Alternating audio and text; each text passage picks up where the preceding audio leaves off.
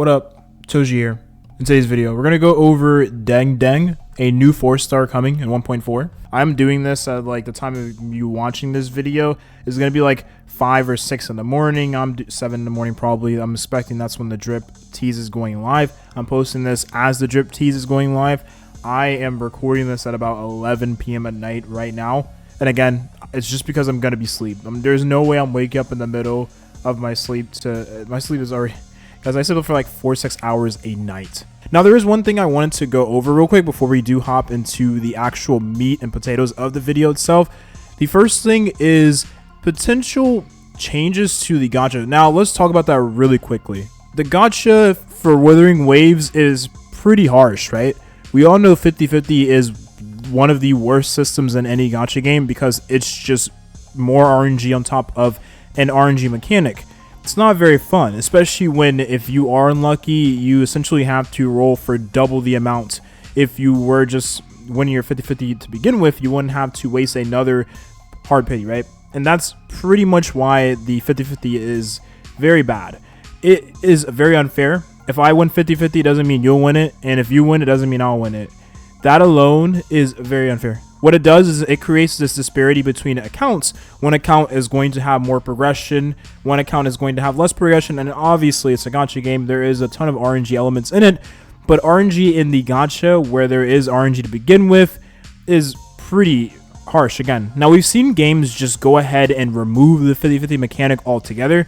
One of those examples of recently is Snowbreak Containment Zone. Now, Snowbreak Containment Zone is a pretty close community-wise game to Wuthering Waves. I would say there is a pretty solid overlap between Wuthering Waves and Snowbreak Containment Zone. I'm one of those players because I played both games. I played Snowbreak Containment Zone for a year since it did come out.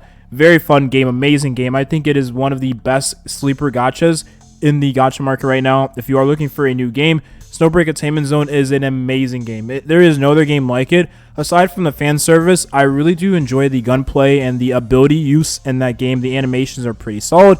And then the fan service, right? The girls look good. They're always releasing new battle suits that look really, really nice. New operatives, they call in that game, that look extremely nice. There is a new patch upcoming very, very soon. And it is featuring a bunch of the operators in bikinis. So who doesn't love that, right? Looking at you, Sherno. Now, as for Wuthering Waves, we haven't seen them with any indication of removing the 50-50 entirely. Now, other games in the market that have tried to kind of offset the RNG behind the gacha system, for instance, Genshin Impact has done something very recently where on the banner, you are now able to get this sort of like extra chance to win your 50-50 if you are slated to lose it. So, for instance, if you pull right now and you go to pity, right? Pity is typically 65 plus on the character banner, right? And that's typically where you'll start to get an increased chance every pull afterwards of getting the 5-star. So 65 plus, right? Let's just say 70 to be very conservative because that's typically the amount you would get your 5-star in on average, right? 70 pulls. If you go after 70 pulls and you get the 5-star animation, in this game, you have a chance to win or lose, right? Obviously. Now, in Genshin Impact, you have a chance to win or lose, but you also have another chance, smaller chance to win if you don't win. Does that make sense? So, you would have a 10% chance on top of the 50% chance you do have of winning. And it becomes this thing, I believe it's actually like 5%. It becomes this thing where it's like you have higher odds of winning. It really does nothing unless you are hard whaling on the banner for a maxed out character, right? You're going for 7 copies of a character. That's when you'll really see the difference in the amount of pulls it takes you to max out the character. Those will be the players that definitely takes advantage of it. Not to say that long-term players, veterans, won't take advantage of the system because they'll definitely be rolling enough to, at some point, maybe end up seeing the spark on their 5-star animation and actually win the 50-50 when they in fact lost it before the animation had even existed in this game to begin with, right? Would Wuthering Waves ever add something like that to the game? I think it is a pretty rough look for your competitor, Genshin Impact, right, to have that system already pre-established in their game when your game doesn't have that mechanic on their character. And let's be brutally honest, right? Despite the weapon banner not having 50-50 entirely, which is phenomenal, amazing, great, doesn't necessarily mean that it is leagues better than other games just because the weapon banner is guaranteed. Most people, believe it or not, still just roll primarily for characters. I'm definitely one of those players, and the reason why, in Wuthering Waves especially, the 5-star standard weapons are pretty darn solid. Now, there is, of course, exceptions to the rule, like Zhengli Yao not really being good with the 5-star weapon on the standard banner. 5-star limited weapon is definitely the best weapon you can have, and no weapon even comes close to this weapon for Zhengli Yao. Whereas other characters like Cheng-Li, for instance, you can get away with having the 5-star Emerald Genesis sword, and you pretty much cover all of the needs you would need for the character to essentially maximize her DPS. I never really thought I needed her 5-star weapon because, again, you can circumvent the passive of the 5-star weapon, limited weapon for Cheng-Li, with just getting echoes in the game. So I never really needed to worry about that because I can just go ahead and get the resonance skill damage bonus on all my echoes, which if we take a look at my Cheng-Li, her build has actually improved since we last talked about her because I've been farming out echoes. So like you see right now I have higher crit rate, higher crit damage, but I do have some resonance skill damage bonus, 35% right now, and I'm working towards getting past 40%. Once I do get past 40%, that is essentially going to cover the passive I would have had from the 5-star limited weapon for Cheng-Li, when in fact I don't actually have that weapon. So again, circumventing a lot of the extra stats you would get from the 5-star limit weapon, and of course if you have the 5-star limit weapon, is going to stack with this and you're going to increase the damage output further. But this is just a very nice thing about Wuthering Waves in terms of, again, circumventing some of that pressure of not having to pull the 5-star weapon, right? Most people don't pull for the weapons, right? And I kind of just gave you a partial reason as to why, a soft reason. The primary reason is because you don't get many pulls enough, especially if you are someone who does lose their 50-50, to where you get both characters and weapons. And we've been having a lot of characters each patch, right? We've had back-to-back 5-star characters. The first character being given for free, Zhengli Yao, right, in this patch. But we're not going to really receive free characters out the wazoo all the time. So you have to be very conservative with your pulls. And if you are pulling on the weapon banner in the patch, chances are you're not going to be able to get anything else in the patch unless you're insanely lucky. Now, we are getting weapon banner pulls over time from the shop, and you get this once a patch. So I get 7 pulls once a patch, and that's going to allow me to get the weapon, well, after 7 patches. Or, excuse me, 10 patches, not 7, 10 patches. After 10 patches. So instead, they would just roll for the character and eventually get the weapon from just getting the refresh shop pulls over time in patches, right?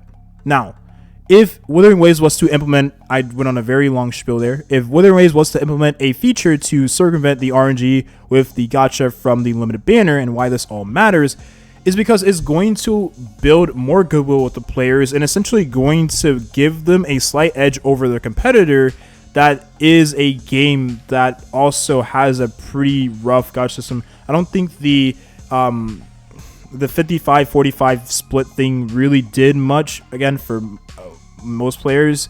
You'll see the effects of it long term, but we've seen this in their other game, correct me if I'm wrong, PGR, where you're able to essentially pull on the banner for 100% rate up. You just need more pulls and the rate is lower. Correct me if I'm wrong. Again, Snowbreak has a feature like this too, where you can pull for the rate up character. It takes 100 pulls at the pity. There is I believe there is a soft pity too. There's a soft pity on that banner. And furthermore, the rate is half of what it is for the regular banner. So your odds of getting the 5-star early is already low enough, right? We're talking 0.6% as is right now. I think Wuthering Waves is like 0.7, 0.8. With the new banner, it'd be like 0.4, 0.3, which is, again, don't ever expect to get a early 5-star. If you do, then you're even more lucky. I believe having that banner would be the best of both worlds because it would allow those players that are trying to luck out and snipe a character early the opportunity to do so, and for players that just like the consistency feel of getting characters each patch that they then roll for in the banner is also going to be nice for those players as well. And that's the type of gacha I'm expecting Wuthering Waves to have at some point. It will also be very nice, again, for whales long term to be able to know exactly how much money they're going to spend on each banner if they want to max out a character.